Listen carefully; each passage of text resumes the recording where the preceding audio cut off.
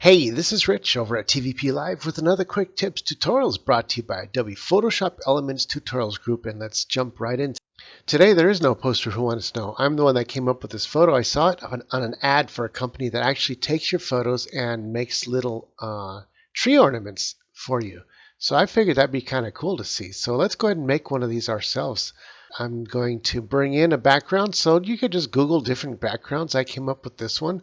It was kind of cool because it still had the foreground tree up here, which is in focus, and then the background that's out of focus. That's the really important thing that you really want to look for. As you can see here, it gives the idea that the string is connected to one of these foreground tree limbs, and that the tree is much further back from this tree ornament. So let's go ahead and recreate that ourselves on our own. So what we're going to do is bring in a photo, and I just so happen to have brought in a photo from one of our users here. I wanted to take out this car and this sled here just to make it a little easier to cut out. So I went ahead and used the merge tool, and I merged out a bunch of stuff here on the edges, and what I was left with was basically this right here. So I'm going to take it from that point on.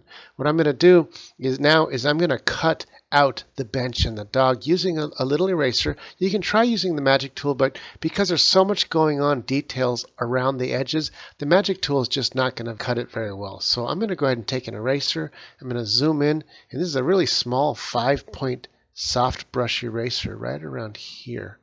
And little by little here, I'm going to go ahead and whittle out the whole edge of the bench, like so.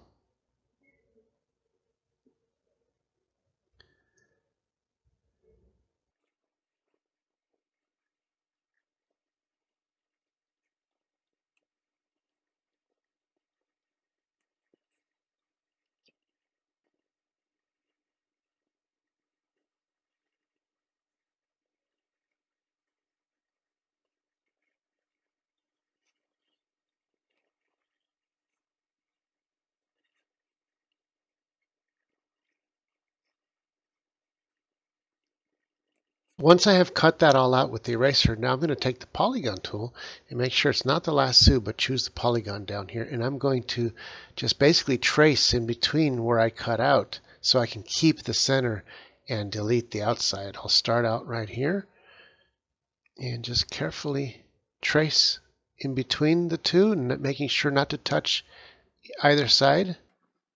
And the reason why I don't use just the polygon on its own is because most photographed edges between a foreground and a background are not as sharp as you would think. If you use the polygon, it's going to be too sharp and it's not going to look real. The fact that we used a soft, small brush, this whole piece is going to look like a real object, because in reality, what the photograph shows you is that the photograph in itself is really not that sharp.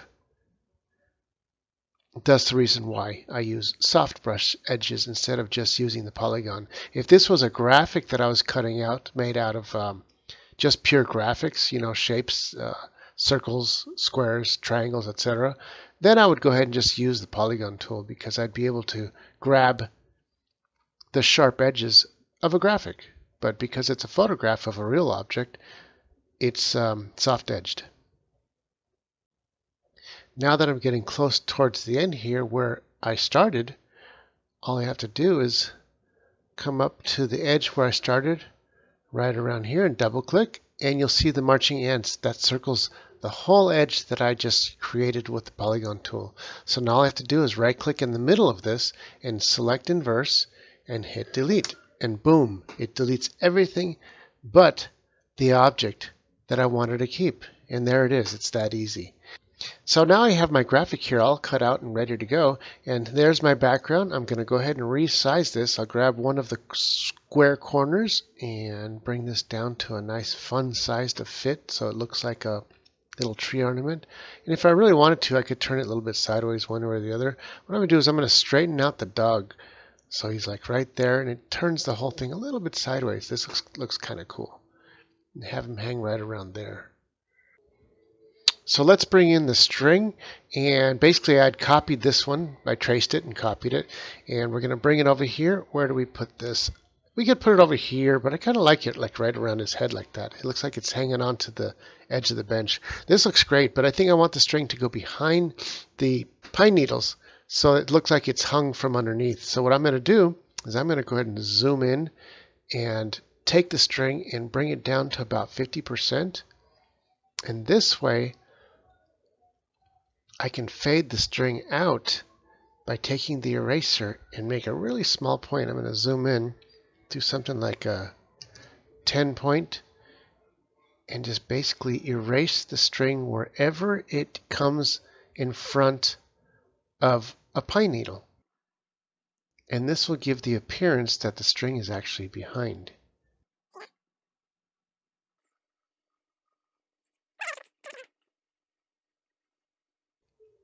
And now when I bring the string's opacity back up, 90% opacity, and let's go ahead and zoom out again. And now it looks like it's going up behind the bristles. Let's go ahead and cut off the excess part of the string. I'll draw a box and come down to the top edge of the photo and hit delete. And there we go. If I really want, I can darken the string up here or just kind of have it fade out a little bit so it's not so strong there. I'll take the eraser. Let's do like a 400 point like this. And I'll go boom, boom, boom. And it kind of just goes off into the distance above somewhere. And if I really wanted to make this version look a little bit brighter like this one is, kind of overblown in the background, that's easy to do. You can either take the original background and brighten it, or you can do something else, is add a filter in between. What I do is I just add a blank layer, make a rectangle the exact same size as my photo. If it's a little bit off, we can fix it later by cropping. And take the color picker and pick pure white. I'm going to head with the paint bucket. I'm going to paint it in here, and there's our pure white. Now all we got to do is grab our opacity here and bring it all the way down, and then we can start playing with it little by little until it starts to look similar to this one. I think this one's a little bit too bright, so I want to have a little more of the original. So this makes the foreground subject stand out a lot more than like this. So let's go ahead and just add a little bit, something right around there. That looks good. And then now we grab the eraser and make it a really big, like 300 point. And now we can delete some of the white right here on this foreground pine needles. See that? Boom, it brings the color back because anything in this foreground is supposed to be nice and bright. And that's pretty much all there is to it. Well, this is Rich calling it quits for this tutorial, saying over and out.